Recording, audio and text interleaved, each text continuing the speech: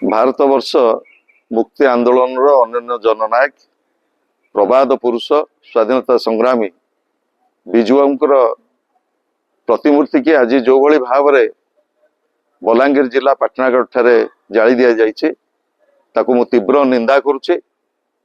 प्रबाद पुरुष ओडिया जातिर स्वाभिमान प्रतीक केवल नुह एकाधिक तीनोटी राष्ट्र स्वाधीनता आंदोलन में से भाग नहीं से एभली एक जड़े जननायक से कौनसी जाति धर्म वर्ण दल रे बांधी होगी नथिले से थिले ओडिया जातिर परिचय। आज नूतन सरकार आसिला परे जो भली भाव में क्रमागत भाव में प्रबाद पुरुष स्वर्गत विजुओं प्रति असम्मान करा जाउची। मार्च 5 तांकर जन्मदिन को पंचायत राज दिवस हिसाब से जो भली भाव में पालन करा जाउतला 3 दशक समय धरी ताकू मध्य नूतन सरकार परिवर्तन कर।